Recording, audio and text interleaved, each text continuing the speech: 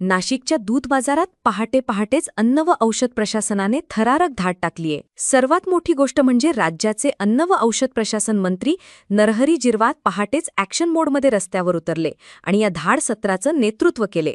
दूध बाजार म्हणजे भेसळीचे मुख्य ठिकाण असल्याने हे धाड सत्र करण्यात आल्याचे समोर आले। राज्यात भेसळखोरांना आता पळता भुई थोडी होणार।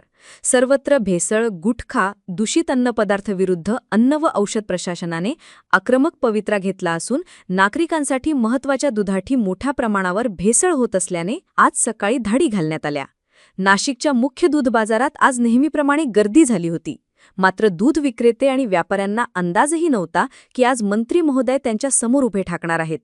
पहाटेच्या अंधारातच अन्न व औषध प्रशासन विभागाच्या पथकाने संपूर्ण बाजाराला वेढा घातला। स्वतः मंत्री नरहरी झिरवाळ यांनी उपस्थित राहून दुधाच्या कॅन्सची पाहणी केली।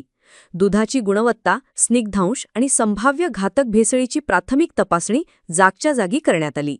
मंत्र्यांचा हा रुद्र अवतार पाहून दूध भेसळखोरांचे धाबे दणाणले। या धाड सत्राविषयी मंत्री नरहरी झिरवाळ यांनी माहिती दिली।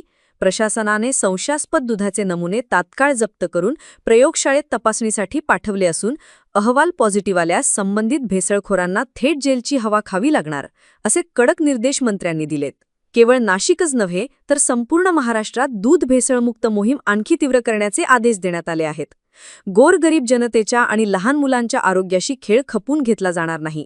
जो कोणी दुधात विष कालवण्याचे पाप करेल त्याला सोडणार नाही। ही तर फक्त सुरुवात आहे, अजून मोठी कारवाई बाकी असल्याचे अन्न व औषध विभागाने स्पष्ट केले। या धडक कारवाईमुळे संपूर्ण नाशिक जिल्ह्यात आणि दूध उत्पादक विक्रेत्यांमध्ये मोठी खळबळ उडालीये।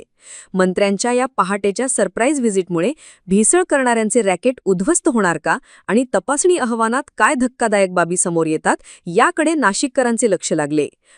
आता इथं आपल्या शालिमारच्या दूध बाजारात जेवढी आपण सॅम्पल घेतली, डेअरी डेव्हलपमेंटची लोक आपल्या बरोबर आहेत, त्यांच्याकडे 9 प्रकारच्या टेस्ट या तात्काळ होत असतात। प्राथमिक अंदाज त्याच्यातून येतो, तर सगळ्या ठिकाणी तसे निगेटिव्ह रिपोर्ट आलेत। याचा अर्थ आज तरी, आजच्या मितीला तरी ह्या दुधात कुठल्याही प्रकारचं इतरत्र भेसळ आढळून आलेलं नाही। ही कार्यवाही पाठीमागे होत होती, फक्त ती मुंबईमध्ये होत होती, नगरमध्ये होत होती। आज नाशिक हे माझं नाशिक आहे, आपलं नाशिक आहे, तिथे आपल्याला तशी जागृती केली पाहिजे।